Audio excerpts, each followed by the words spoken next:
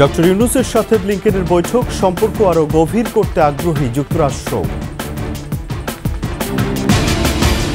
জামায়াত কি দালাল সাংবাদিকদের পুনর্বাসন করে শক্তি বাড়াতে চায়, প্রশ্ন নানা মহলের। ভারতের সাথে বিএনপির সম্পর্কের বরফ গলতে শুরু করেছে এএনআই-কে মির্জা ফখরুল।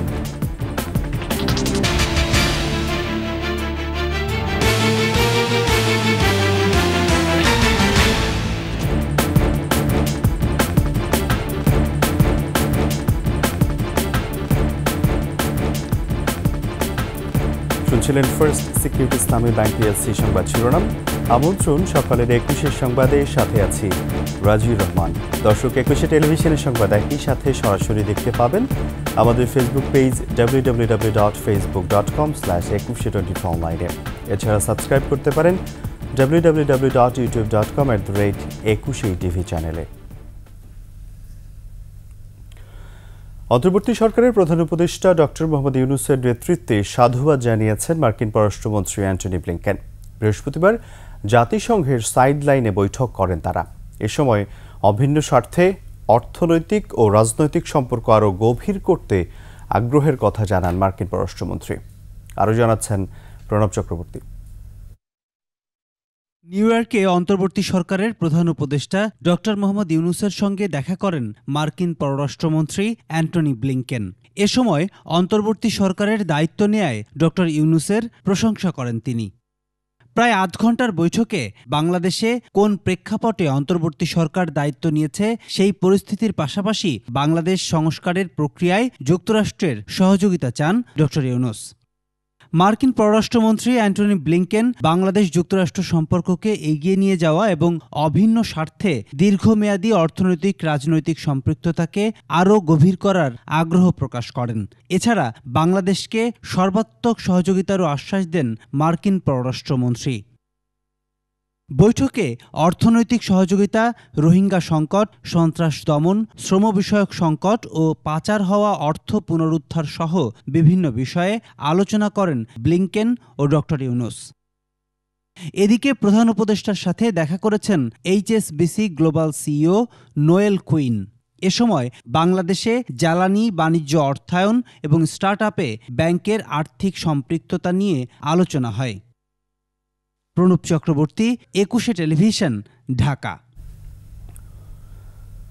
জাতীয় প্রেস ক্লাবে জামায়াত আমিরের সঙ্গে দালাল সাংবাদিক এবং হত্যা মামলার আসামিদের আড্ডার ছবি ভাইরাল হয়েছে, যা কিনা নানা মহলে থেকে উঠেছে প্রশ্ন। জামায়াতের সহায়তায় আবারও প্রকাশ্যে আসতে চায় চাটুকার সাংবাদিকরা। আর জামাত কি স্বৈরাচারের দোসর সাংবাদিকদের পুনর্বাসন করে নিজেদের শক্তি বৃদ্ধি করতে চায়? বিস্তারিত আকবর হোসেন সুমনের রিপোর্টে।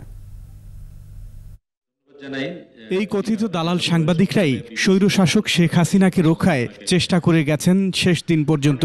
5 আগস্ট ছাত্র জনতার অভ্যুত্থানের আগের দিনও আন্দোলন প্রতিহত করতে দিয়েছেন নানা পরামর্শ। এটি হচ্ছে আপনার সাহসের মূল জায়গা।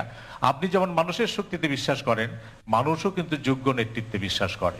ক্ষমতার কাছাকাছি থেকে সাবেক স্বৈরশাসকের কাছ থেকে বিভিন্ন সুযোগ সুবিধা নেওয়া এদেরই কয়েকজন অভ্যুত্থানের পর পালাতে গিয়েও ধরা পড়েছেন। রাজধানীর যাত্রাবাড়িতে শিক্ষার্থী ইমরান হত্যা মামলার আসামি হওয়া সত্ত্বেও তাদের কেউ কেউ চেষ্টা করছেন পুনর্বাসিত হবার। এতে সহায়তা করছে জামায়াতে ইসলামী, মন্তব্য সিনিয়র সাংবাদিকদের। জামাতের মাধ্যমে তারা যে সরকার বিরোধী নানা রকম তাদের বিরুদ্ধে মামলা টামলা হচ্ছে, সেগুলো থেকে বাঁচার জন্য তারা এটা করেছে। উভয়কে ব্যবহার করে আমাদের রাজনীতিতে, আমাদের গণমাধ্যমে নিজেদেরকে পুনর্বাসিত করার চেষ্টা করেছে। কথিত সাংবাদিক নেতা মঞ্জুরুল আহসান বুলবুল, ইকবাল সোবহান চৌধুরী, ওমর ফারুক এবং সাবেক প্রধানমন্ত্রীর প্রেস সচিব আবুল কালাম আজাদ। বিভিন্ন সূত্র বলছে, জামায়াতের আমির ডাক্তার শফিকুর রহমানের সঙ্গে জাতীয় প্রেস ক্লাবে তাদের চা চক্র ছিল পরিকল্পিত। উপলক্ষ করা হয়েছে জামায়াতপন্থী সাংবাদিক রুহুল আমিন গাজীর জানাজা। সুবিধাভোগী তাদেরকে আওয়ামী লীগের বলা যায়, এবং হঠাৎ করে, এবং তারা নিশ্চয়ই আপনি জানেন যে জামাত নিষিদ্ধের দাবি জানিয়ে এসেছিলেন দীর্ঘদিন থেকে। সুবিধাভোগী সাংবাদিকদের পুনর্বাসন এবং এর মাধ্যমে ক্ষমতা বাড়াতে বিএনপিকে জামায়াতের চ্যালেঞ্জ ইস্যুটি এসেছে আলোচনায়। এর আগে আওয়ামী লীগকে ক্ষমা করে দেওয়ার কথা বলে আলোচনায় আসেন জামায়াতের আমির।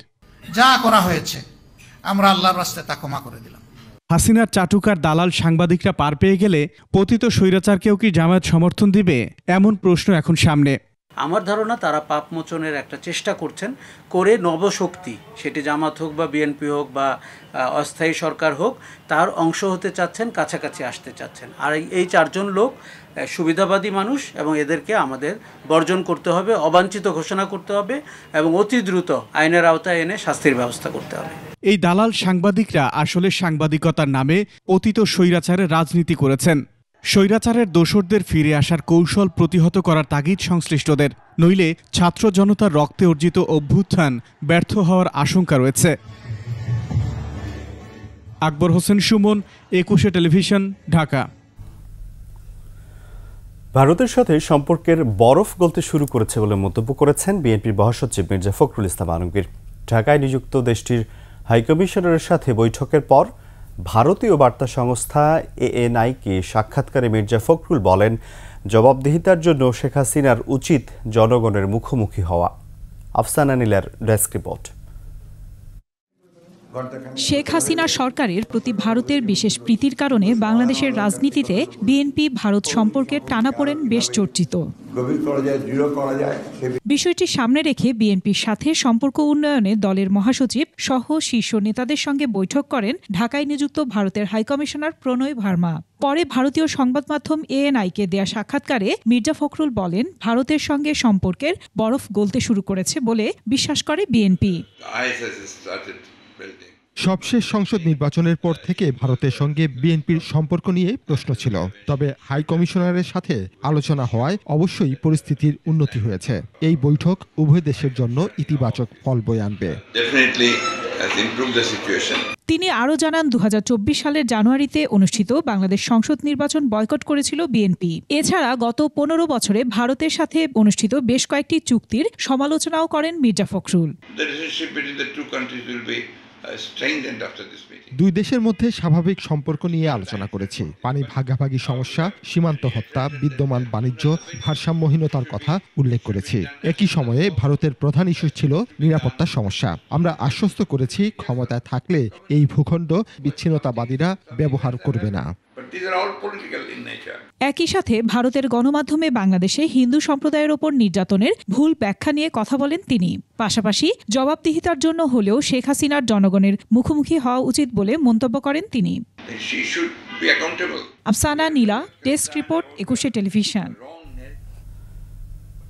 নিচ্ছি সংবাদ বিরতি। যখন ফিরছি তখন অন্যান্য সংবাদের সাথে আরও থাকবে। অবসরের ঘোষণা সাকিবের, দেশে নিরাপত্তা দেওয়ার দায়িত্ব সরকারের, বলছে বিসিবি।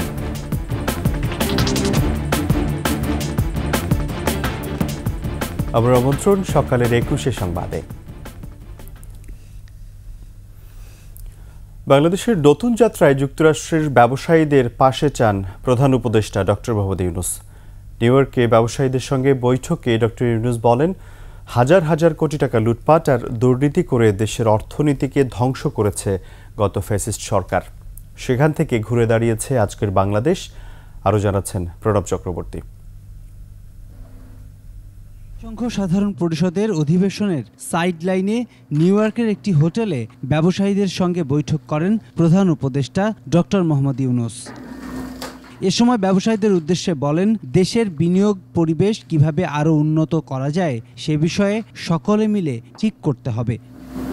বাংলাদেশের নতুন যাত্রায় যুক্তরাষ্ট্রের ব্যবসায়ীদের পাশে চান প্রধান উপদেষ্টা। বাংলাদেশে ব্যবসার পাশাপাশি যুক্তরাষ্ট্রের ব্যবসার বিকাশে সহায়তার জন্য সবকিছু করার প্রতিশ্রুতি দেন প্রধান উপদেষ্টা।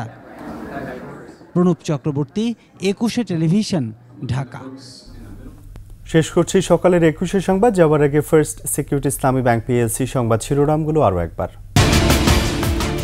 ডক্টর ইউনূসের সাথে ব্লিংকেনের বৈঠক, সম্পর্ক আরও গভীর করতে আগ্রহী যুক্তরাষ্ট্র। জামায়াত কি দালাল সাংবাদিকদের পুনর্বাসন করে শক্তি বাড়াতে চায়, প্রশ্ন নানা মহলের।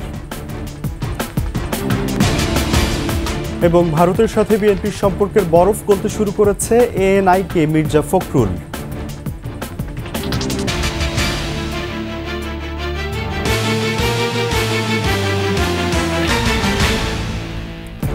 সর্বশেষ সংবাদ জানতে ডায়াল করুন 2021 নম্বরে, আর ভিজিট করুন 21-tv.com ওয়েবসাইটে। এছাড়া ভিজিট করতে পারেন facebook.com/2124 এছাড়া সাবস্ক্রাইব করতে পারেন www.youtube.com/21 চ্যানেলে। এতক্ষণ সঙ্গে থাকার জন্য ধন্যবাদ। পরবর্তী সংবাদ সকাল 8:55 দেখার আমন্ত্রণ রইল। 21-এর সাথেই থাকুন।